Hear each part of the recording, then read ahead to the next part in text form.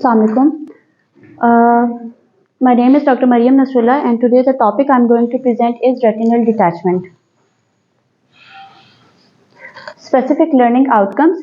At the end of this presentation, participants will be able to describe anatomy of peripheral retina, innocuous peripheral retinal degenerations, sites of vitreous adhesion, peripheral lesions predisposing to retinal detachment, and posterior vitreous detachment. First of all, we will discuss anatomy of peripheral retina. Ciliary body. Ciliary body is the inner eye structure which is located between iris and choroid. It starts 1 mm from the limbus and it extends posteriorly 6 mm. Anterior 2 mm is pars plicata and posterior 4 mm is pars plana.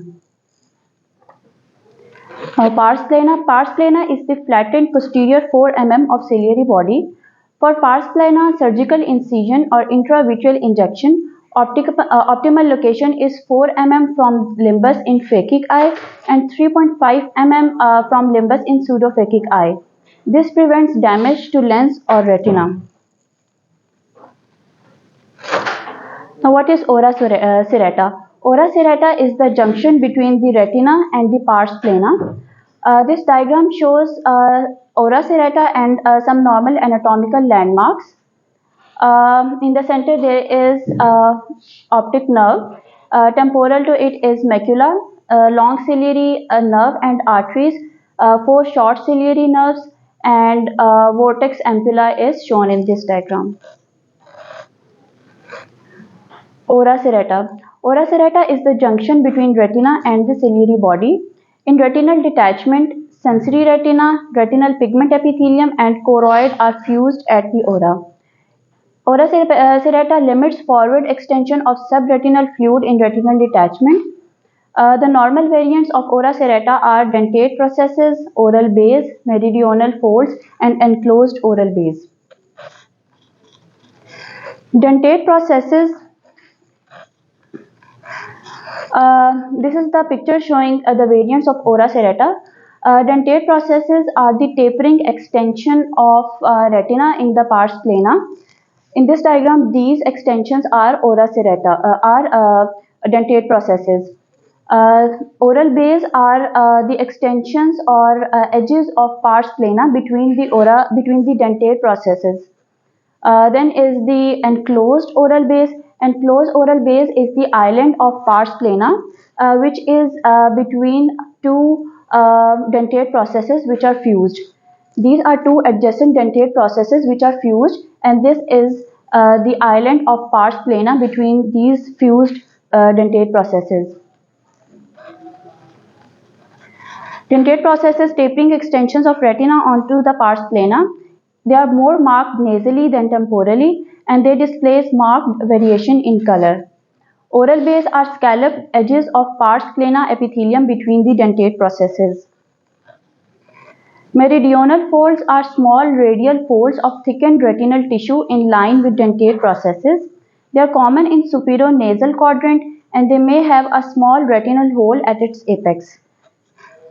In this diagram, A shows meridional fold with a small retinal hole at its base. This is the meridional fold and this is the small hole at its base. Enclosed oral base, they are small islands of pars plana which are surrounded by the retina, and they occur due to meeting of two adjacent dentate processes. Vitreous base. Vitreous base is 3 to 4 mm wide zone straddling the ora serrata. Cortical vitreous is strongly attached to vitreous base, and after PVD, posterior hyaloid face remains attached to it. Blunt trauma may cause avulsion of vitreous base with tearing of non-pigmented epithelium of pars plana along its anterior border and tearing of retina along its posterior border. This is a picture showing the vitreous base. This is the 3 to 4 mm wide band of vitreous base which is attached to the ora serrata. The next topic we will discuss is innocuous peripheral retinal degenerations. First is microcystoid degeneration. There are peripheral cystoid degeneration present in most adult eyes. and they are basically tiny vesicles with indistinct boundaries on grayish-white background. Retina appears thickened and less transparent.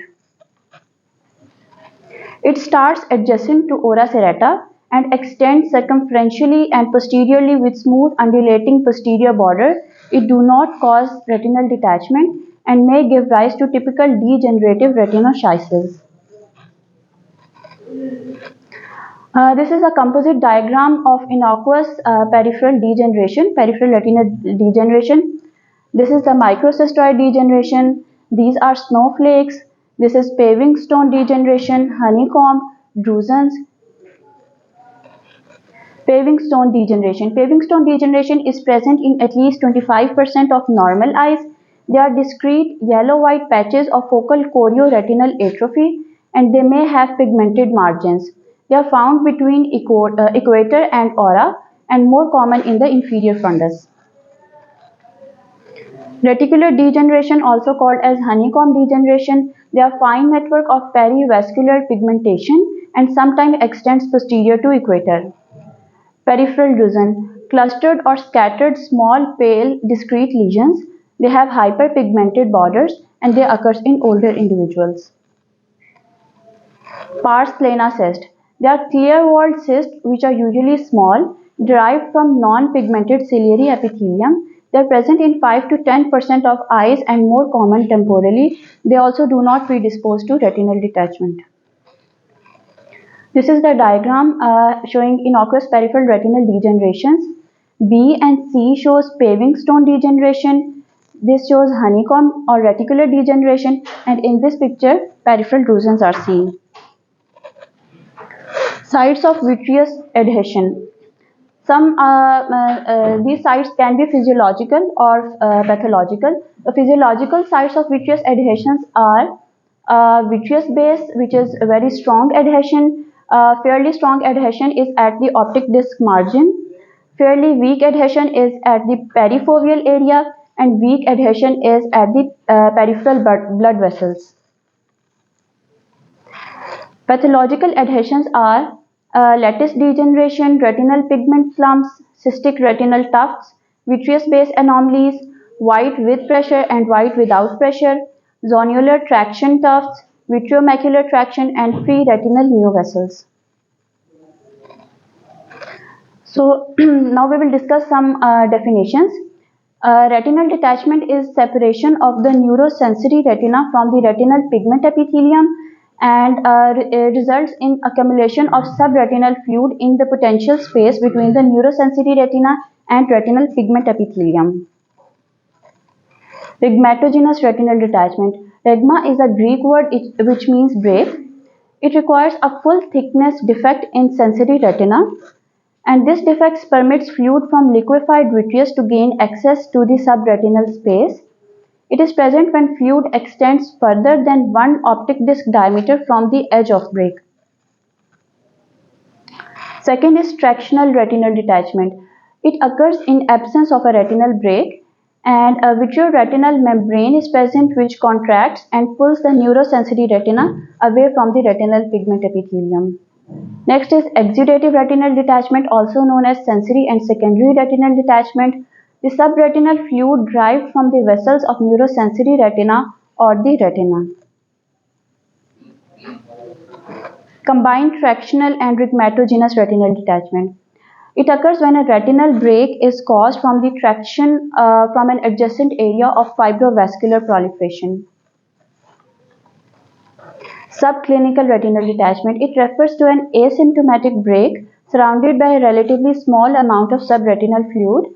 It extends further than one disc diameter from the edge of break and less than 2 disc diameter posterior to equator. There is no subjective visual field defect. Now we will discuss some peripheral lesions which are predisposing to retinal detachment. First is lattice degeneration. It is present in almost 8% of population in their second and third decade of life. It is common in moderate myopes. Lifetime risk of retinal detachment is very rare, which is 1%, but it is present in 40% of eyes having retinal detachment. Pathology: there is discontinuity of internal limiting membrane along with atrophy of the neurosensory retina. The vitreous overlying lattice is syncytic. Syncytic means liquefaction of the vitreous gel. Vitreous attachments around margins are exaggerated. This is the diagram showing a lattice degeneration. This is the syncytic vitreous, which is liquefied vitreous, and this is the lattice degeneration. The white strands are characteristics of lattice degeneration. Signs: they are usually bilateral, temporal, and superior. There are spindle-shaped areas of retinal thinning. Sclerosed vessels forming arborizing network of white line is characteristic. Snowflakes, which are remnants of degenerate Muller cells, are also present. There is hyperplasia of retinal pigment epithelium and small holes are common. This diagram shows clinical features of lattice degeneration. In picture A, we can see small island of lattice with an arborizing network of white lines, which are shown by the white arrow. In picture B, lattice is associated with snowflakes. In picture C, we can see that lattice associated with pigmentary changes. And in D, we can see small holes along with lattice degeneration. It is seen on scleral indentation. Complications of lattice degeneration are tears may develop consequent to a PVD, and atrophic holes may rarely lead to retinal detachment. Management: as asymptomatic patients do not need any treatment, but associated asymptomatic U-shaped tears should be managed. Next is snail track degeneration. They are sharply demarcated bands of tightly packed snowflakes. It appears as a white frost in the peripheral retina. There are round holes which are common. U-shaped tears also occur, but they are rare. And a prophylactic treatment in this is also unnecessary. This picture shows snail track degeneration. In picture A, we can see this white band of snail track degeneration, and in picture B, we can see islands of snail track degeneration along with holes. Next is cystic retinal tuft. They are granular, patchy retinal rosette, small, round, discrete, elevated whitish lesions in equatorial or peripheral retina. They are associated with pigmentation at its base, and they are comprised of glial tissue. They are strong vitreoretinal adhesion, and round holes and horseshoe tears can also occur. This is a picture showing cystic retinal tuft with small round hole in the center. Next is degenerative retinoschisis. It occurs in 5% of population over the age of 20 years. It is prevalent in hypermetropes, and it develops from microcystoid degeneration by a process of gradual coalescence of degenerative cavities, results in separation of neurosensory retina into inner and outer layers. There is complete loss of visual function in the affected area. The separation and splitting occurs in either outer plexiform layer in typical retinoschisis, and in reticular retinoschisis, the splitting occurs in nerve fiber layer.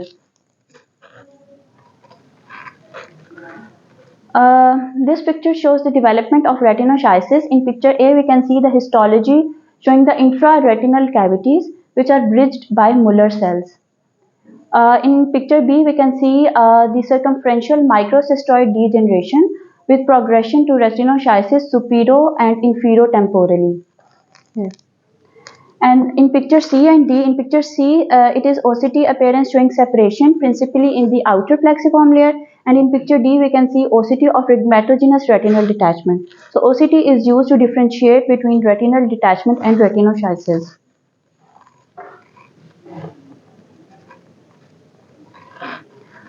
Symptoms: there is no photopsia or floaters. There is no visual field defect even with a spread posterior to equator. Signs: they are bilateral in 80%. They appears as exaggeration of microcystoid degeneration, and there is smooth, immobile, dome-shaped elevation of the retina. Picture A shows early changes in which we can see a smooth, immobile dome-shaped retinal elevation. And in picture B, we can see inner and the outer layer along with the break. Lesion progress circumferentially until involves the entire periphery. Pigmented demarcation lines indicates presence of associated retinal detachment. The inner layer may show snowflakes as well as sclerosis of blood vessels. Breaks may be present in inner or outer or both layers. Inner layer breaks are small and round, whereas outer layer breaks are larger with rolled edges located behind the equator. This picture shows a large outer retinal layer break.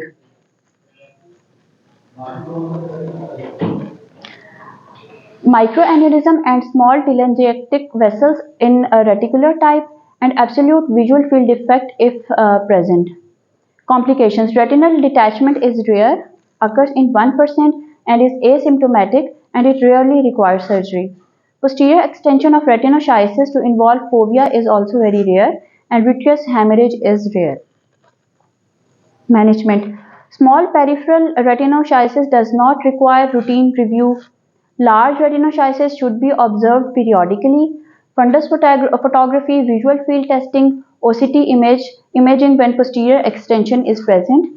OCT distinguishes between retinal detachment and retinoschisis. Retinopexy is indicated for relentless progression towards fovea, and vitrectomy for recurrent vitreous hemorrhage.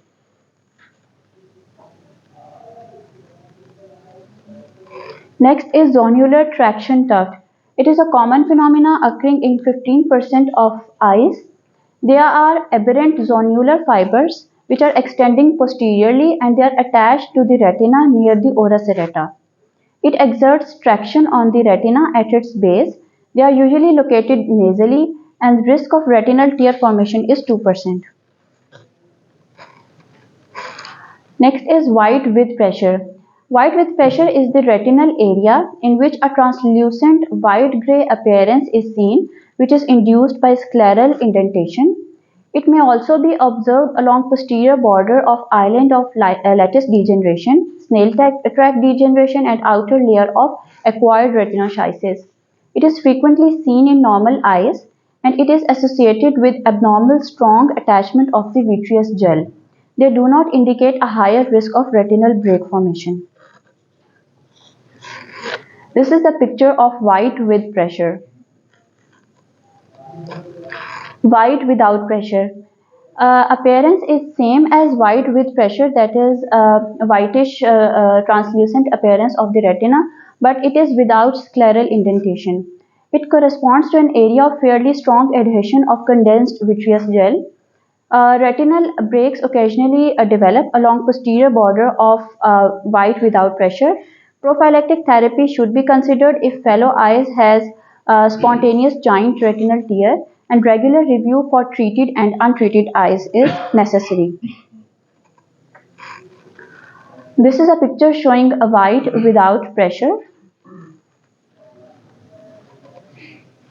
These are the strong attachments of condensed vitreous gel. Myopic choroidal atrophy. They are diffuse or circumscribed choroidal depigmentation associated with thinning of the overlying retina. It occurs in the posterior pole and equatorial area. They are usually present in high myopes, and retinal holes in atrophic retina may lead to retinal detachment. This is a picture of myopic choroidal atrophy. The next topic is posterior vitreous detachment. It is the separation of cortical vitreous along with delineating posterior hyaloid membrane from the neurosensory retina posterior to vitreous base. The vitreous gel liquefies with age, which is known as synchisis, and forms fluid-filled cavities. Subsequently, the condensations of vitreous occurs, which is known as synersis. Preretinal space is accessed by a dehiscence in cortical gel and posterior hyaloid membrane. Prevalence increases with age, and it is less than 10% in individuals below 50%. and two-thirds of individuals over 70 years of age have PVD. It occurs spontaneously or it can be induced after cataract surgery or any trauma, uveitis, and pan-retinal photocoagulation. Initially, there is perifoveal hyaloid detachment, then fovea is separated, and then from posterior retina as far as the equator. It occurs in stages over many months. Vitreous base remains attached. Rest of the physiological attachment are disengaged in course of normal PVD. 10% of patients will have acute symptomatic PVD with retinal tear. This is a picture showing vitreous degenerative changes. In picture A, we can see synchisis and syneresis. In picture B, there is complete posterior vitreous detachment. In picture C, we can see the V's ring on retroillumination and D V's ring on slit lamp microscopy. V's ring is the former attachment of vitreous to the borders of optic disc, which is now separated. Clinical features: photopsia, which is flashing of lights; floaters, myodysopsia. V's ring is detached, former attachment to margins of the optic disc. Blurred vision, which can be due to hemorrhage in the vitreous gel; visually significant posterior hyaloid membrane; and floaters. Signs: detached posterior hyaloid membrane, which appears as crumpled translucent membrane in mid-vitreous cavity. The hemorrhages are present, in which there is presence of RBCs in anterior vitreous gel, or they can be focal intracellular collections. Prompt search for retinal break should be done when we see hemorrhage, because 40 to 90% of cases retinal break is present in hemorrhage. Schaeffer sign or tobacco dust. They are pigment granules in the anterior vitreous. They are larger, darker, and less reflective than RBCs. There is possibility of retinal break, that is, it is 95% sensitive. There can be vitreous cells and retinal breaks. Investigations: B-scan ultrasound and OCT is performed. B-scan shows the extent of the vitreous detachment, and OCT shows the demarcation between the vitreous phase and the retina. This diagram shows posterior vitreous detachment. In A, there is microscopy showing detached and collapsed gel. B is the ultrasound B scan showing the posterior vitreous detachment, and C OCT showing the macular PVD. Management: substantial acute symptoms of PVD should be examined within 24 to 48 hours, and if there is a presence of risk factors like myopia or any past family history of retinal detachment. Stickler syndrome. Stickler syndrome is an autosomal dominant syndrome in which there is genetic disorder of collagen and connective tissues. There is mid-facial hypoplasia along with retinal detachment. And Stickler syndrome is the most common inherited cause of retinal detachment in children. Other risk factors are pseudophakia, visual field defects, and very prominent floaters. In all these risk factors, prompt management should be done. Inquiry should be made about presence of any condition predisposing to non-PVD vitreous hemorrhage like diabetes, and urgent assessment is not required if only single small floater is seen without photopsia. Examination: anterior vitreous should be examined for presence of blood or pigment. Binocular indirect ophthalmoscopy or contact lens scleral indentation is used for examination. Asymptomatic fellow eye should also be examined. And if there is 10 or more vitreous cells in 1 mm slit, the incidence of retinal break in fellow asymptomatic eye is 30%. What are the recommendations for review? If there is no vitreous blood or no risk factor, review is not necessary. Higher risk factors, review after interval of 1 to 6 weeks initially, and further review is in 6 to 12 months. Multiple prominent floaters and hazy vision, review urgent as it is associated with high risk of retinal break. And when discharging the patient should be given clear instructions about significant new symptoms, and they should be documented on the prescription. In most cases, assurance is enough that it will resolve with time. Weekly review is done if there is an area of fundus which cannot be reviewed due to the blood in vitreous, and RAPD should be excluded, and B scan should be performed regularly in vitreous hemorrhage until resolution of vitreous hemorrhage to exclude underlying detachment or identifiable break. References: this presentation was made from Kanskil's Clinical Ophthalmology 9th edition. Thank you. Right. So you know how to bring animation.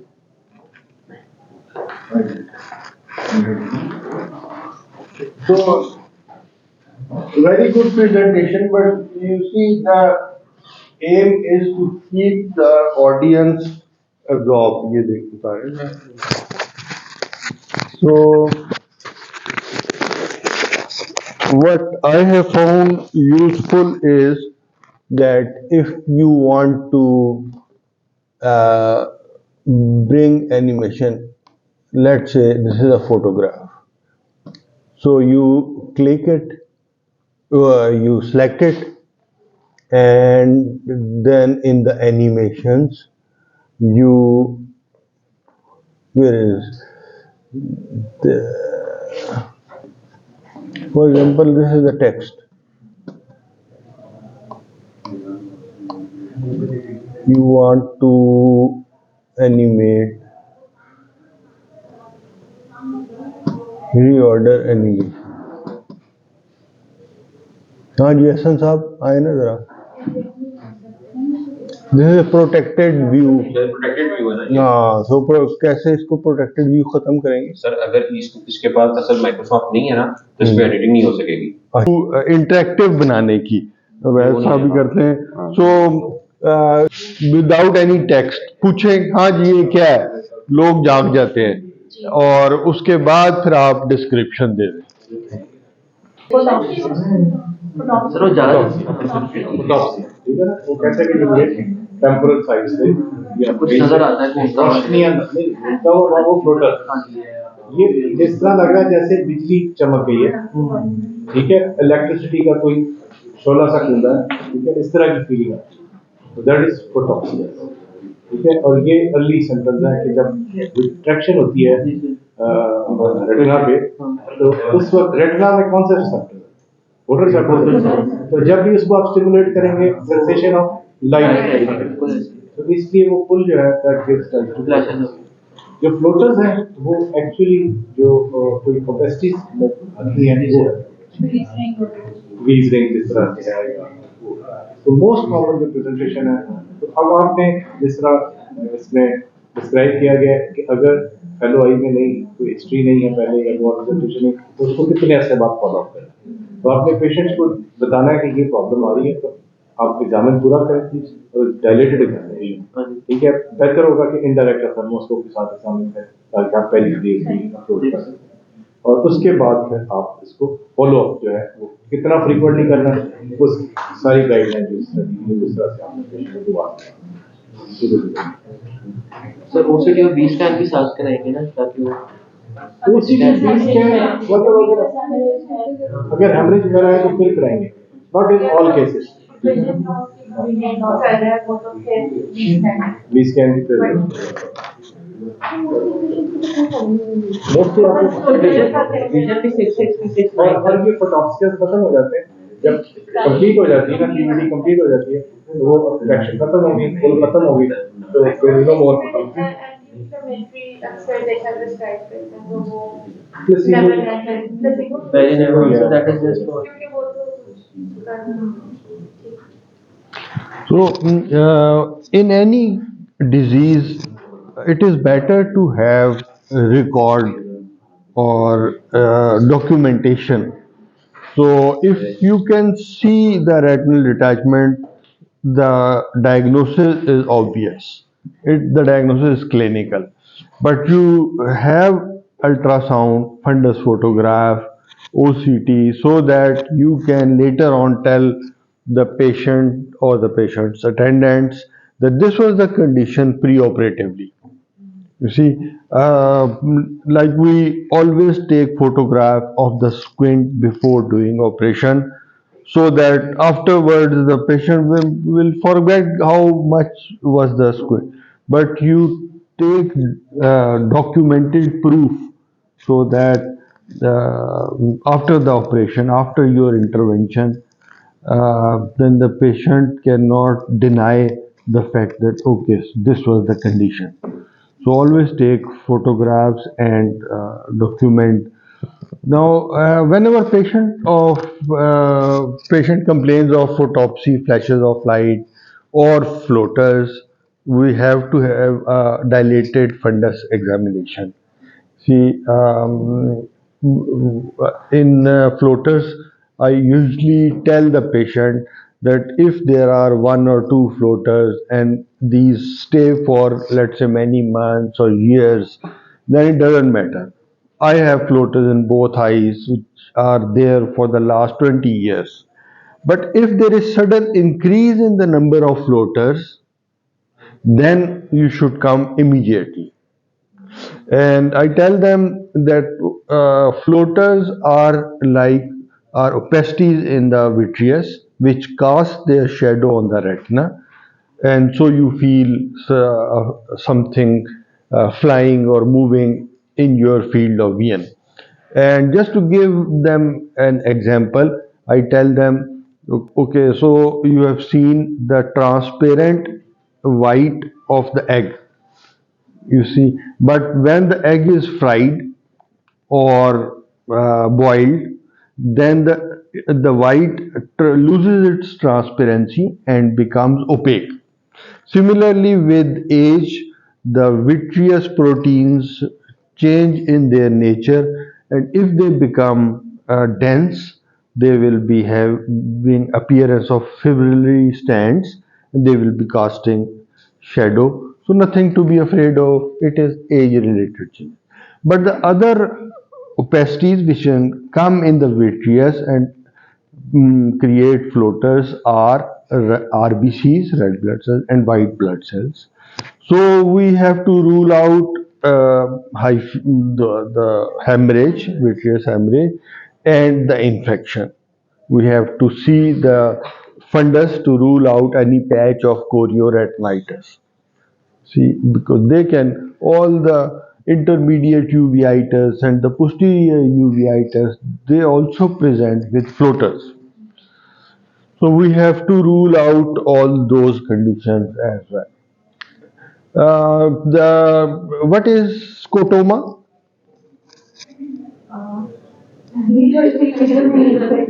Visual field defect, or any other definition? Dark spot in the Okay. Area of decreased retinal sensitivity surrounded by area of normal retinal sensitivity. Right? For example, blind spot is a scotoma. So what are the types of scotoma? Relative scotoma and absolute scotoma. You have used the word of absolute scotoma. What is meant by absolute scotoma? What is a relative scotoma? Sir अगर retina की layers में कोई defect है तो वो absolute करेगा, अगर vitreous में कोई शेडो की वजह से वो पॉजिटिव हाँ. So if increasing the object's illumination makes it visible to the patient, this is relative scotoma. But if you increase the illumination and still it is not visible, then this is called absolute scotoma. So in absolute, in that area of scotoma, light will not be visible. But in relative scotoma, if you increase the intensity of light, it will be visible. The second classification is positive and negative. So what is positive scotoma and what is negative scotoma? Now you explain, huh? So negative scotoma is when there is area of field missing, such as blind spot. There are no rod and cones. So in an area where there is atrophy of rod and cones, there will be a negative scotoma. So anything going in that area will disappear and will reappear when it comes out of the scotoma area. But the positive scotoma is that the rod and cones are present, but there is something in front of them obstructing the view. For example, with pre-retinal hemorrhage, vitreous hemorrhage, or edema, the patient will say, I can see the light, but there is something in front, so it's foggy. So this is positive scotoma. Right. So you should be knowing all these technical terms. So what is the hallmark of exudative retinal detachment? When you say this is exudative retinal detachment, because there is SRF present, and when you say this is rhegmatogenous retinal detachment. Good. So this is called shifting fluid. So if the fluid goes in the dependent position, then it is shifting fluid. So you have to have patient in two positions. So in sitting position, the detachment will be inferior due to gravity, and when the patient lies, the fluid will detach the posterior pole. So the configuration of the retinal detachment changes. So this indicates exudative, as happens in posterior scleritis. So you can in rhegmatogenous retinal detachment, the configuration will remain the same. What is the difference in the configuration of tractional retinal detachment and rhegmatogenous retinal detachment? Good. So in traction retinal where there will be central pull and the retina will have concave configuration. While in rhegmatogenous it's a convex configuration, bullous. Sometimes you can appreciate the bully. So what else when you see the retinal detachment, you note what is the mobility of the retina, how much the retina is moving. So if the retina is freely undulating, it means it's a fresh retinal detachment. If it is fixed, then what is the cause of decreased retinal mobility? So this is called PVR, proliferative vitreoretinopathy. There is formation of membranes, fibrous membrane on the retinal surface, epiretinal membranes, subretinal membranes. So you see the decreased mobility in chronic cases. So what are the findings in the chronic cases of retinal detachment? हाँ जी अल्लामा हजरात फरमाए कुछ. What are the signs of chronic retinal detachment? Demarcation line है retinal cyst, Retinal cyst, right? So PVR. So retinal cyst is enclosed circular. आप ultrasound पे देखेंगे circle बना, so that is the retinal cyst. Demarcation line, you will see a line on the retinal surface or fundus photograph, and then the retina further detaches. So it indicates that the retinal detachment remained in that limits for quite some time. Then is the PVR, you should know. So what is sort of technique on ultrasound? How will you differentiate between the acute and the chronic retinal detachment? mobility of the retina. Good. So you will ask the patient with the probe on the eyeball, you will ask the patient to move the eye. You will see whether the retina moves or not. So this is called Dynamic. good. So this is called dynamic ultrasonography, where you sort of pick up whether the mobility of the retina. These can do damage, sir. तो retina पर आपको Flutter करती नजर आएगी और you ask the patient to move the eye, you will see that जो contour बना हुआ है वो चेंज होगा. Okay good. हाँ जी, आप एनी एडिशन? बोल सकते हैं. तो आपने जो टर्म बोली थी ना, absolute scotoma, when there is retinoschisis the retina is split into two layers, the connections are lost, so that appears as absolute scotoma. But if अगर रेटिनल अटैचमेंट में कौन सा स्कोटोमा का, रिलेटिव और एब्सोल्यूट? हाँ जी, पूरे का पूरा रेटिना उखड़ा हुआ है, सो उसके कनेक्शंस ठीक है.